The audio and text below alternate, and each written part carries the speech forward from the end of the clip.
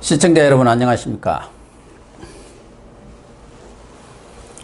2월 2일 시사정담을 시작하겠습니다. 시청자 여러분, 문재인 정권의 무리한 검찰 장악과 우한, 폐렴에 대한 허술한 대처로 민심 이반이 심각한 것으로 나타났습니다.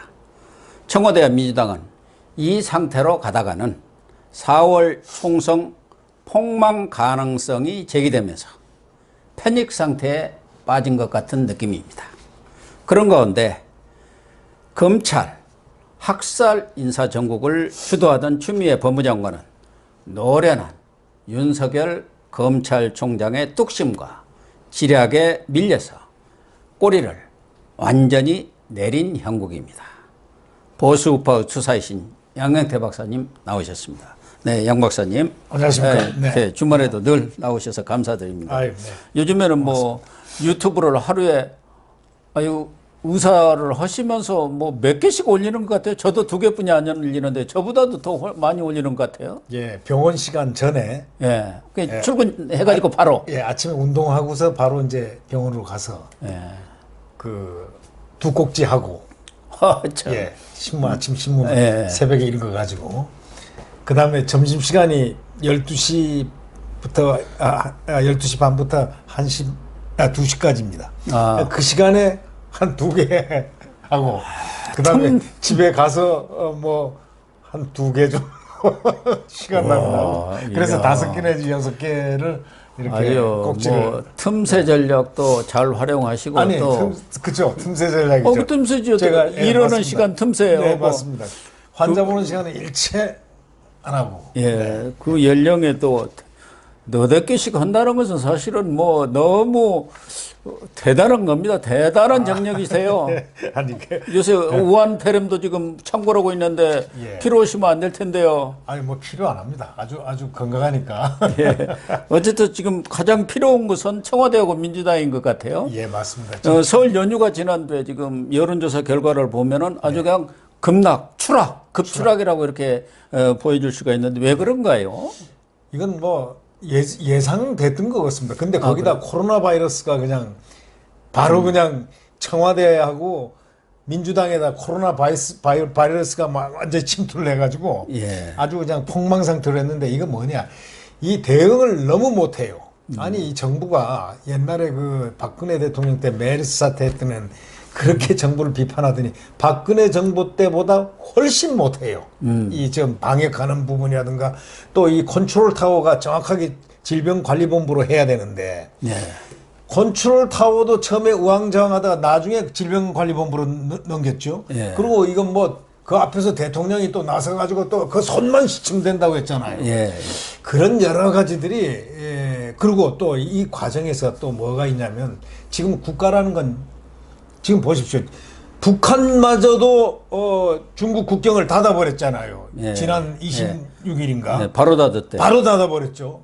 그리고 좀 대한민국도 닫아야 되는데 이걸 오히려 열어요. 예. 열어가지고 아산에다 갖다 놓고 시민들이 얼마나 화가 나겠습니까, 그거. 예. 왜냐하면 이거는 별개의 섬이라든가 아니면 완전히 격리되어 있는 그런 데다 해서 그 어떤 잠복기를 지나고 완전히 검사를 해서 그러고 이렇게 내보내야 되는 거거든요. 이 질병이라는 것을 이 국가적인 이런 질병 감염 문제가 이거 나면은 전염병 문제가 나오면 그거는 완벽하게 냉철해야 됩니다. 예. 그리고 또 중국에다가 500만 달러를 보낸다느니 또는 중국하고 이걸 무슨 중국 교민들을 또 데려온다느니 하는 게 완전히 이거는 보니까 중국 눈치 보는 방역을 하는 것 같은 느낌이 나더라고요. 네, 예. 이게 되겠습니까? 국가가 우리가 살고 봐야 된다고 우리를 안보를 하고 딱 그냥 진짜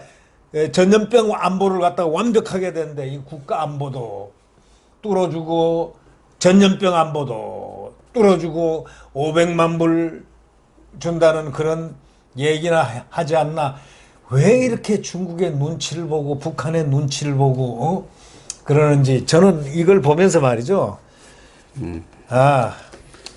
국민들이 이제 많이 알았구나. 추석 지나고 나니까 설이죠, 설. 예, 설 지나고 나니까 음력이니까 꼭 다 음력은 음력설 지나고 나니까 이번에 이렇게 폭락하는 경우는 처음 봤어요. 제가 이렇게 관심을 갖고 본 이래로. 예, 서울 지나면서 지금 서울 민심이 아주 극도로 나빠졌는데 물론 뭐 우한 폐렴 예. 이 확산과 정부 대처, 허술한 대처가 상당히 영향을 미쳤죠. 예. 컨트롤 타워도 전에 문재인 대통령은 본인이 더불어 민주당 그 이전에 예. 통합민주당 시절에는 청와대가 컨트롤 타워가 돼야 한다고 그렇게 큰 소리 치고 큰 소리 했죠. 그랬죠. 네. 예. 추미애 장관은 정부가 이렇게 무능하게 대처하다 우리 국민들이 예, 어떻게 예. 죽는지도 모르고 다 죽겠다고 이렇게 했는데 지금 컨트롤 타워도 뭐 청와대인지 총리실인지 보건복지부인지 질병본부인지 알 길이 없고 지금 몰라요. 지금. 그리고 질병본부에다가 딱 주려면은 거기다 힘을 실어줘야 그렇죠. 하는데 힘을 줘야죠. 거기는 발표만 하라고 하고 예. 지방자치단체들이 말을 안 듣지 않습니까? 질병본부가 힘이 없으니까. 그렇죠. 어쨌든 이런 부분도 물론 여론조사에 많이 영향을 미쳤으리라고 보는데 역시 그래도 많은 사람들이 이게 서울 바로 지난 뒤에 나온 여론조사인 것을 감안한다면은 아무래도 추미애 검찰인사 학살 그리고 정권 비리 수사 이것에 대한 수사 방해 오만한 정권의 그러한 그렇죠. 후한무치한 태도 이런 것들이 궁극적으로 복합돼 가지고 네. 말하자면은 이 청와대와 민주당에 대한 그 지지율 폭락으로 가져온 것 아닌가 이런 생각이 들어요. 그러니까 갤럽 조사가 상당히 그래도 우리나라에서는 그나마 신뢰성이 있는 데인데 네, 그렇죠. 네. 문재인 대통령의 긍정평가가 41%로 추락을 했어요. 그리고 부정평가는 50%로 지금 쭉 올라갔고 네. 민주당 같은 경우는 34%로 네. 문재인 정권 들어선 이후 처음이죠. 처음으로 이렇게 최저치를 기록했습니다. 예. 이 폭락을 하고 폭락하고 추락. 폭락이란 얘기는 가끔 들리는데 추락이란 얘기가 들리면 그다음에 회복이 힘든 겁니다. 그리고 이 수치도 사실은 좀 부풀려진 거라고 봐야 하거든요. 부풀려졌죠. 그래서 그때 언론사 그 여론조사 그 CEO가 그런 얘기 했지 않습니까? 이 여당 프리미엄이 있으니까 통상적으로 한 5 정도 접어준다. 5 내지 10은 봐야죠. 예, 그렇게 되면 5를 잡더라도 34 같으면 지금 29%입니다. 예. 2자가 붙어 나가면 벌써 끝난 거예요, 정권이. 대통령 지지율도 30%로 내려가면 그걸로 끝나는 끝난 겁니다. 거죠. 지금 30, 그러니까 6% 정도밖에 안 되는 거예요. 예, 5를 치더라도. 30대 중반이라고 봐야죠. 예, 30대 중반. 결국 그런데도 아직 정신들은 못 차렸어요. 왜 못 차렸냐면, 뭐 공수처가 어떠니, 예? 뭐 어떻게, 예? 어떻다느니, 이런 얘기들을 계속 하고 있잖아요. 예. 그 청와대 최강욱 비서관도 윤석열 검찰총장한테 대놓고 공수처에 가서 나중에, 예? 보자, 이거지. 주자 수사 하겠다. 받는다. 이렇게 얘기를 하고. 아니 세상에 일개 비서가 검찰총장한테 공개적으로 공수처가 생기면 거기서 수사할 것이다.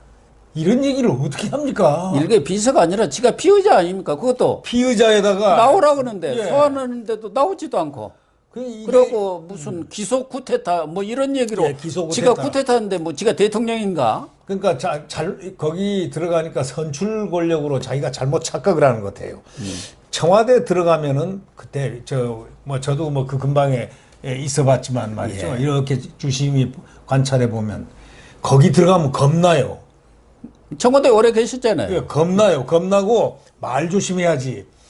이게 제일 먼저 들어오고 최신 조심해야지 하고 자기를 갖다 굉장히 조심하면 안 그러면 날아간다고 생각하니까. 원래 비서는 입이 없다고 그랬지 않습니까? 그렇죠. 그러니까 보자만 하는 것이죠. 그래서 비밀이란 비자를 앞에 쓰잖아요. 예, 맞아요. 비서는 그래서. 비서 조용히 아무도 모르게 이렇게 글을 써가지고 옆에 보좌한다. 그런 뜻으로 비서라는데 이 세크리타리라고 비서라는 건 다 그런 것인데 비서가 이렇게 나오는 순간 그 바닥은 끝난 바닥이에요. 원래. 근데 지금 우리 문재인 청와대는 청와대 정부라고 할 정도로 모든 일을 청와대가 만기 친남을 하고 있잖아요. 예, 만기 친남. 근데 장관들은 그냥 허수아비고. 그러니까 지금 장관 이름을 아는 사람이 아무도 없어요. 저는 예. 솔직히 아무도 몰라요.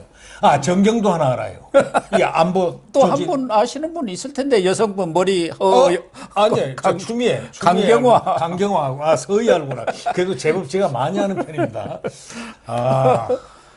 머리 허연 외교부 장관. 강경화 장관. 이 사람은 폰만 잡는 장관이고. 예, 인형이라고 그랬잖아요. 일본에서 인형 같은 장관. 일본에서 그렇게 그렇게 얘기했죠. 비아냥을 댔죠. 예, 완전히 인형 같은 사람이라고 하는 일이 없는 걸 다 아는 정경두는 친북. 친북.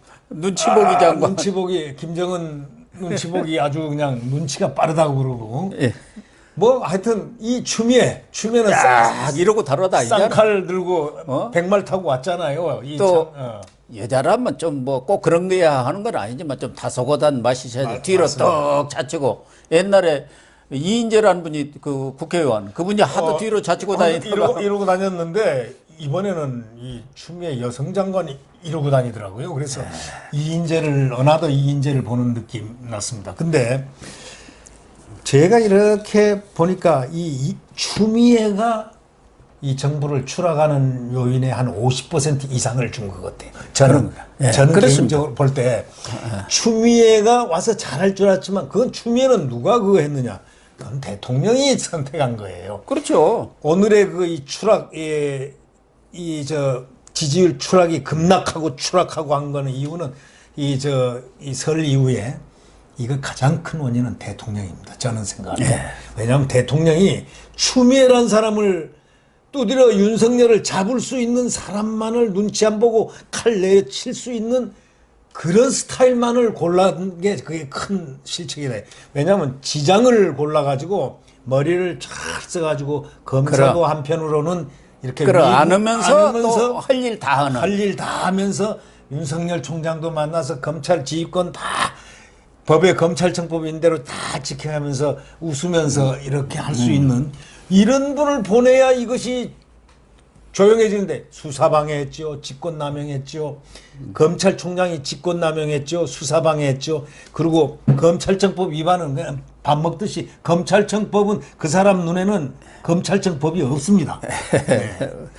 어쨌든 지금 이 폐렴 정부에서는 무한이라는 말 또 중국 눈치본이라고 쓰지도 말라는 건데 신종 코로나 바이러스라고 하는데 이게 뭐 우리 의학 박사님이시니까 뭐 조기에 진화되기는 지금 어려운 상황 아닙니까? 중국에서도 지금 창궐을 하는 상황이고 우리는 뭐 중국에서 하루에도 10만 명 이상이 왔다 갔다 하는 그런 나라 아닙니까? 지금 이 중국이 지금 관광객을 막아버려야 되는데 우리 열어가지고 그것도 이제 3월 되면은 개학이 돼갖고 중국 유학생들이 물밀듯이 들어옵니다. 들어오죠.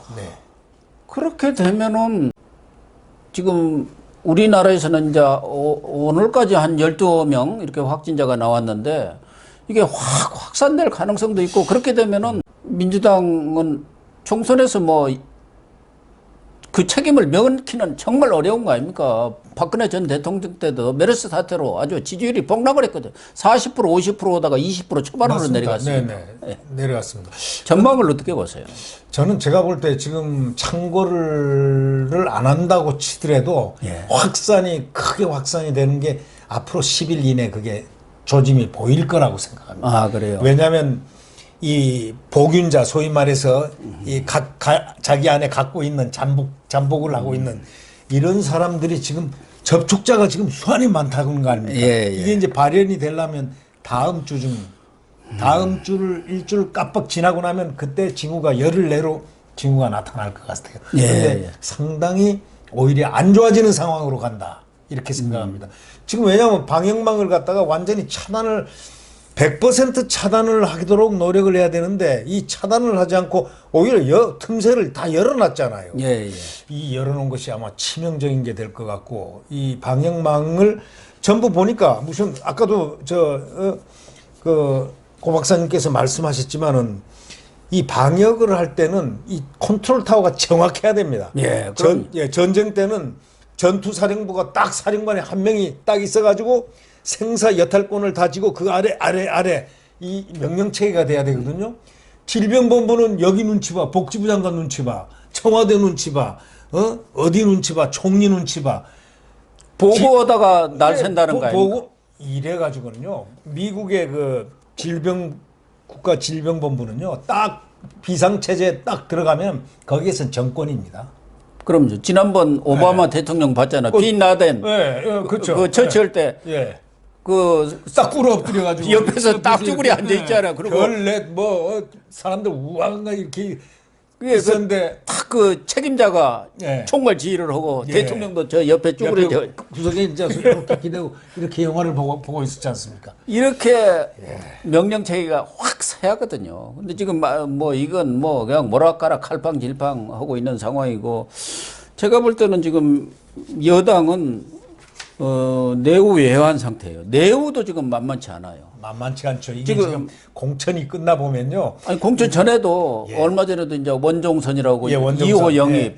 그게 성추행 뭐로 해가지고 그러니까 그 영입쇼가 이제 완전히 그냥 배려버렸잖아요. 예, 이해찬 얼굴이 참 그 완전히 이해찬 얼굴을 갖다가 뭉개버렸죠. 그냥 예. 원종 거기다가 이제 인재 영입위원장이 이해찬 아닙니까? 그렇죠. 그래서 네. 본인이 사과는 했어요. 네, 근데 영입위원장이 그 이제 저렇게 되니까부터 추락이 시작이 된 거예요. 네. 거기다가 최근에도 이제 본격적으로 20%그 탈락 네. 아니 하위 20% 통보를 했는데 이제 경선 전국에 들어가면은 네. 또 컷오프가 시작되면은 뭐 공천 갈등도 만만치 않을 거예요. 청와대에서 70명이 지금 투입하려고 대기하고 있잖아요. 예, 예. 그 사람들 간의 싸움이 얼마나 벌어지겠습니까? 그리고 말이죠. 이 청와대 사람들이 70명이 지원해서 거기에 경선에 임한다는 건 저희들은 상상을 할 수가 없습니다. 왜 상상을 없습니까? 아니 일개 비서들이 말이죠. 아니 그 비서 자리는 대통령을 일을 업무를 잘하도록 만드는 그런 목적으로 가 있다가 그 다음에 목적은 어디 목적이냐면 어디 행정관서라든가 이런데 뭐 2급 있으면 한 1급 하나 올라가지고 승진해서 내려가는 것 이런 것이 가장 그 대통령 모신 사람으로서 가장 큰 메리트라고 생각을 과거에는 했단 말이죠. 지금은 이건 소위 꼭 마치 일확천금을 노리는 듯이 청와대가 네. 비서관 자리가 일확천금 노리는 것처럼 착각을 했는지 바로 누구나 너도 나도 그냥 행정관 비서관 할 것 없이 국회의원으로 달려가는 거 보고 국회의원 감이 안 되는 행정관급 감이 안 되죠. 어디 네. 그냥 과장하기도 일반 뭐 지방관세 과장하기도 무슨 주임이나 할 사람들이 전부 국회의원 하겠다고 나서고 있는 거예요. 정작 괜찮은 사람들은 안 나서고 네. 보면 그러니까 정작 괜찮은 사람들은 아주 극소수 아닙니까? 네. 다수는 보면 이거는 아닌데 근데 지금 여당에서 지금 이해찬이하고 이인영이가 골머리를 좀 앓을 겁니다. 이건 지금 대통령 이거 청와대니까 꼼짝도 못하고 말도 못하고 저런 애들을 갖다가 혼자 그 노련한 정치인 이해찬은 그럴 거 아닙니까? 속으로 야 깜냥도 안 된 너네들이 와서 경선한다고 야 나 괴롭혀? 야 이럴 거 아닙니까? 혼자서 기가 막히게 할 것 같아요. 그런데 지금 더더욱 이 김우겸 같은 애 그거 한번 보십시오. 근데 뭐 일단 김의겸에는 유보는 시켜놨는데 유보는 시켜놨지만은 유보가 뭐예요? 그거는 커트를 해야죠. 청와대에서 압력이 계속 들어온다는 거 아닙니까? 그냥 시키지 왜 그래? 뭐 그런다는 거 아닙니까? 지역에서 여론조사도 일이라는데 근데 여론조사고 뭐고가 아니라 대통령이 지금 부동산과 전쟁을 선포해 놓은 것이고 지금 부동산 문제로 종부세 폭탄에다가 뭐 하다못해 이제 강아지세, 고양이세까지 만든다는데 그 부동산 투기에 아주 장본인이 김의겸인데 그런 사람을 청와대에서 그냥 임명을 하고 공천 그대로 주라고 이렇게 압력을 넣는다는 소리가 계속 나오고 있는데 그게 말이 되는 소리예요. 사실이라면 말이죠. 그거는 엄청난 실수예요. 왜냐하면 지금 부동산 문제 때문에 이번에 추락의 원인 이 대통령 지지율 추락의 원인에도 들어가고 이 당의 추락에 지금 그럼요. 문정권 생기고 난 이래 최초의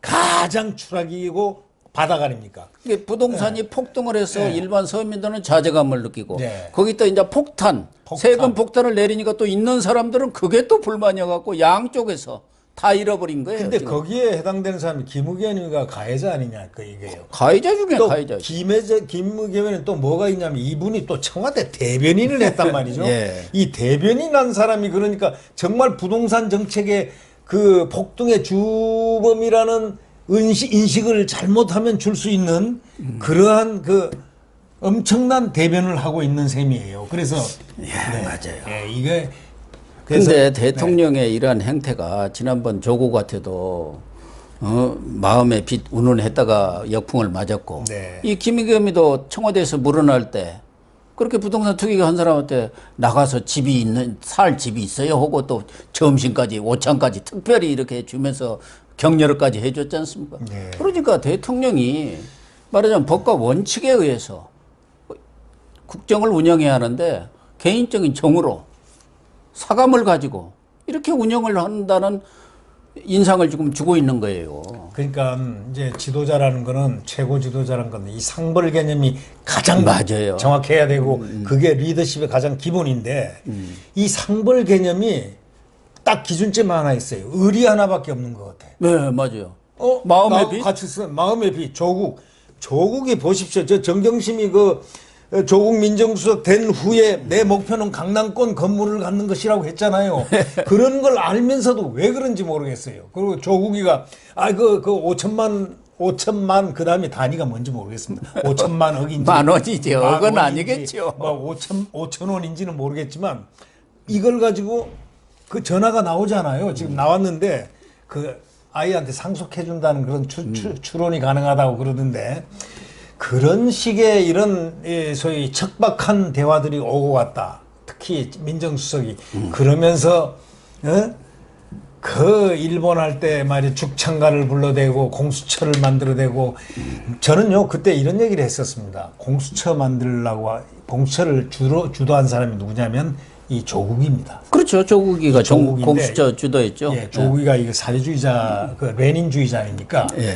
레닌주의자인데 레닌이 마지막에 혁명을 해가지고 이걸 장악하고 난 다음에 빼앗길까봐 두려워가지고 정권을 빼앗길까봐 두려워가지고 체카라는 그 비밀 조직을 만들었거든요. 예.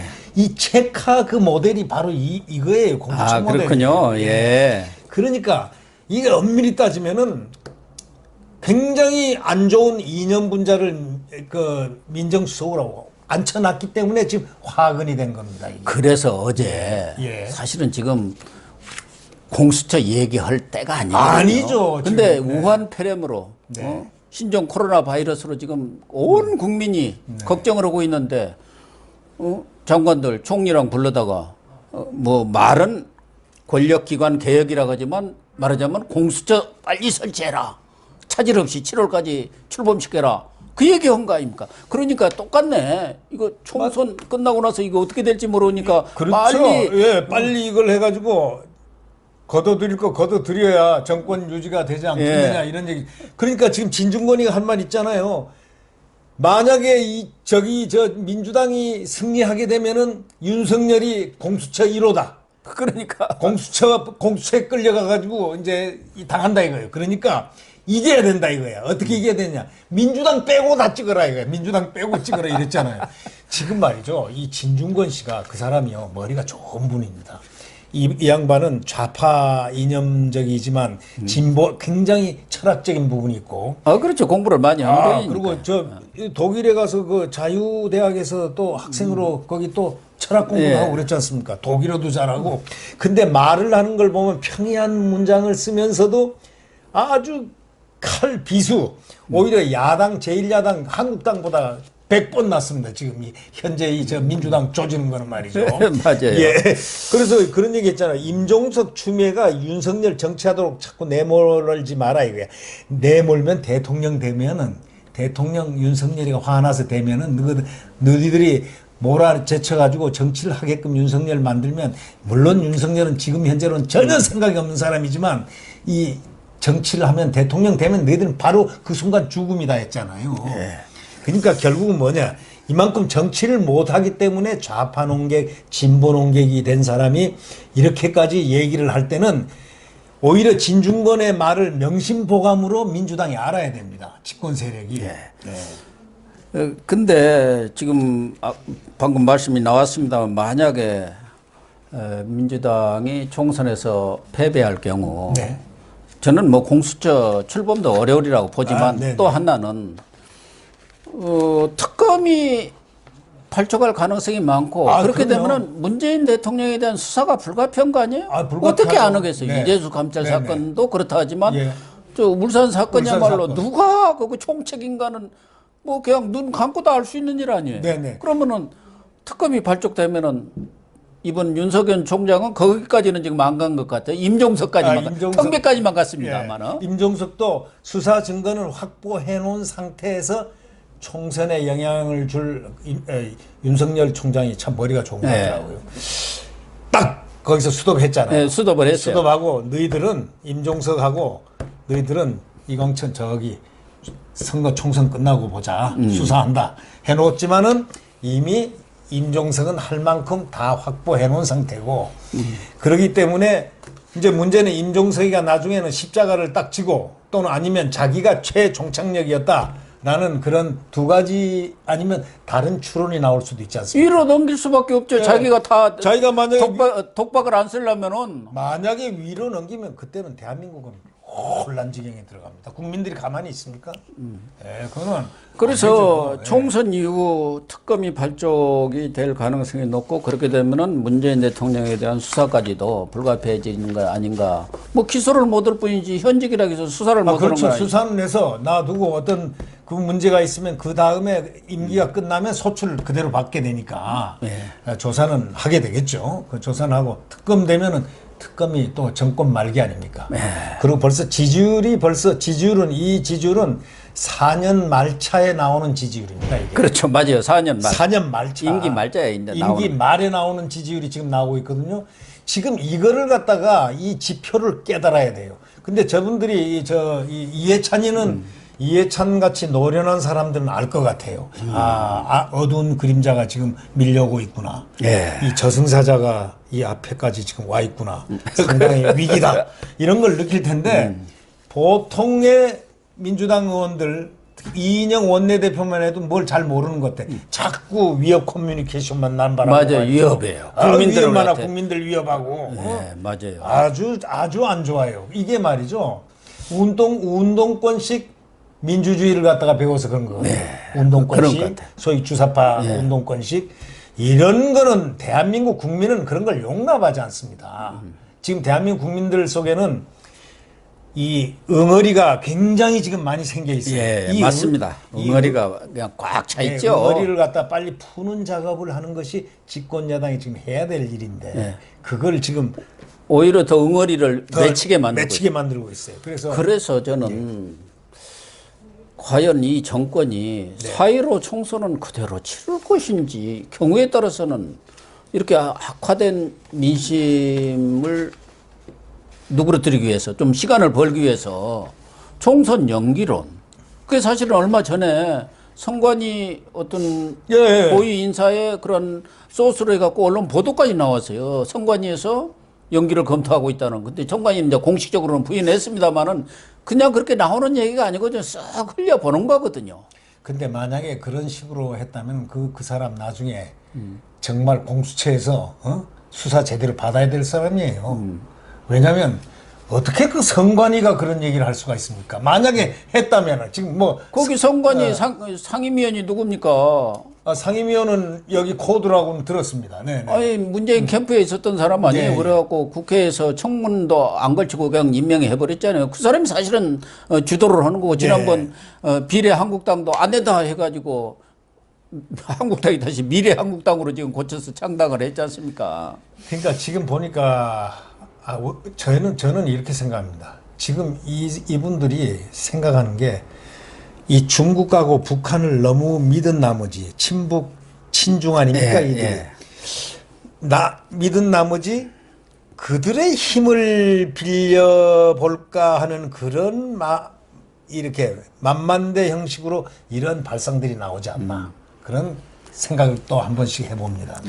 아무튼 지금 여러 가지 상황으로 볼 때 뭐 야권도 지금 통합 움직임이 상당히 진척이 돼 가는 상황이고 우한 배렴이라든가 또 그동안 추미애의 그런 오만방자한 언행 이런 것들이 겹쳐가지고 민심 위반이 심각해지고 있기 때문에 과연 총선이 제대로 치러질 수 있을지도 저는 걱정을 합니다만 설사 치러진다 하더라도 지금 예상키는 민주당의 참패로 결과가 나오지 않을까 저는 그렇게 봅니다. 저도 그렇게 보고 있습니다. 민주당의 참패 정도가 아니고 아주 선거의 흑역사가 아마 예. 만들어지지 않겠나 이런 생각을 하는데 흑역사. 진중권 보십시오. 진보 농객 중에서 진보 농객 말고 진보주 김경률 참여연대 예. 똑똑한 엘리트들 소위 그 좌파 엘리트들이 있지 않습니까? 예. 이분들이 지금 똑똑한 엘리트들이 전반적으로 다 일어나고 있거든요. 네. 박상중 씨라든가 예. 또 뭐 저 있지 않습니까? 예, 참여연대 말고 경실련이라든가 예, 경실련, 또 예. 이렇게 다 나오고 있는 걸로 딱 봐서는 그게 조짐이라고 그러는데 그 현상은 극단에 도달했을 때 그런 저항 현상이 나오는 게 바로 그래서 엘리트들이 먼저 나오거든요. 이걸로 봐서는 그게 터미널 스테이지, 소위 말해서 마지막 관문쯤에 나오는데 진중권이가 지금 이게 다 얘기하는 게요. 이미 다 예상대로 다 맞아 들어가요. 자, 진중권이가 제일 많이 언급한 사람이 누구냐면 조국이에요. 조국 너 그러지 마. 조국하고는 친구 81학번 아닙니까? 예, 예. 서울대학교 81학번인데 친구인데도 너 그러지 마. 그러지 마. 한 몇 번을 경고를 했거든요. 예. 그 전에 이렇게 나오기 전에 그 다음에 했는데 조국 관련 발언이 46%나 했다는 거 아닙니까? 이 진중권 입에서. 그 다음에 최강욱이가 35%, 추미애가 28%, 문재인 대통령에 대해서도 공격이 20번이나 했다는 거 아닙니까? 예, 예. 이게 뭘 의미하느냐? 자중자애하라는 얘기입니다. 자중자애라는 이 경고라고 봐야 됩니다. 네. 네, 어쨌든 지금 청와대와 민주당이 네. 민심의 이런 흐름이랄까 이반 현상이 심각하다는 것을 인식했으면 정말 네. 자중자애할 때가 아닌가 이런 생각을 하고요.